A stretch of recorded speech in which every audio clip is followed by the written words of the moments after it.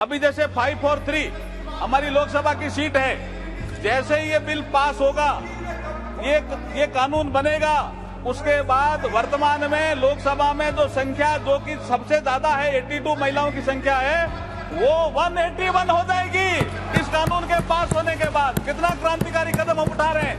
नए संसद भवन का श्री गणेश महिला आरक्षण विधेयक के साथ हुआ। पीएम नरेंद्र मोदी ने इस विधेयक का नाम नारी शक्ति वंदन अधिनियम दिया है। पीएम के ऐलान के बाद केंद्रीय मंत्री अर्जुन राम मेघवाल ने लोकसभा में बिल पेश कर दिया है। बिल में महिलाओं के लिए आरक्षण कैसे लागू होगा और उसमें किसके लिए क्या प्रावधान है, ये डिटेल भी सामने आ गई है। बिल के मुताबिक महिलाओं को लोकसभा और विधानसभाओं में 33% का आरक्षण मिल सकेगा। इसके अलावा पहले से ये SC और ST समुदाय के लिए तय सीटों में से ही 33% आरक्षण उनकी समाज की महिलाओं के लिए होगा। ये आरक्षण रोटेशनल आधार पर दिया जाएगा। बिल में और क्या है, आइए जानते हैं। महिला आरक्षण विधेयक की बड़ी बातें। लोकसभा में महिला सदस्यों के लिए 181 सीटें रिजर्व हो जाएंगी। लोकसभा में इस समय 82 महिला सदस्य हैं। दिल्ली की विधानसभा में भी महिलाओं को 33% आरक्षण दिया जाएगा। दिल्ली विधानसभा की 70 में से 23 सीटें महिलाओं के लिए रहेंगी। लोकसभा और दिल्ली विधानसभा के अलावा अन्य राज्यों की विधानसभाओं में भी 33% सीटें महिलाओं के लिए होंगी। राज्यसभा और जिन राज्यों में विधान परिषद की व्यवस्था है, वहां महिला आरक्षण लागू नहीं होगा। यह आरक्षण सिर्फ लोकसभा और विधानसभाओं पर ही लागू होगा। महिलाओं के लिए आरक्षण वाली सीटों का निर्धारण परिसीमन के बाद किया जाएगा। लोकसभा और विधानसभाओं में महिलाओं के लिए आरक्षण 15 साल तक के लिए होगा। 15 साल बाद महिलाओं का आरक्षण देने के लिए फिर से बिल लाना होगा। SC ST महिलाओं को अलग से आरक्षण नहीं मिलेगा, यानी लोकसभा और विधानसभाओं में जितनी सीटें SC ST के वर्ग के लिए आरक्षित हैं, उन्हीं में से 33% सीटें महिलाओं के लिए होंगी।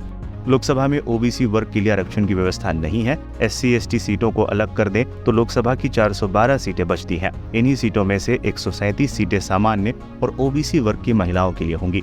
क्या अनारक्षित सीटों पर महिलाएं नहीं लड़ सकेंगी? ऐसा नहीं है। जो सीटें महिलाओं के लिए आरक्षित नहीं होंगी, उस पर महिलाएं चुनाव लड़ सकती हैं। कब से लागू होगा बिल? नए बिल में सबसे बड़ा पेंच यही है कि ये डिलिमिटेशन यानी परिसीमन के बाद ही लागू होगा। 2026 के बाद देश में लोकसभा सीटों का परिसीमन होना है, जिसके बाद महिला आरक्षण लागू होगा। 2024 में होने वाले आम चुनाव से पहले जनगणना और परिसीमन करीब करीब असंभव है, यानी विधानसभा और लोकसभा के चुनाव समय पर हुए तो इस बार महिला आरक्षण लागू नहीं होगा। ये 2029 के लोकसभा या इससे पहले के कुछ विधानसभा चुनाव से लागू हो सकता है।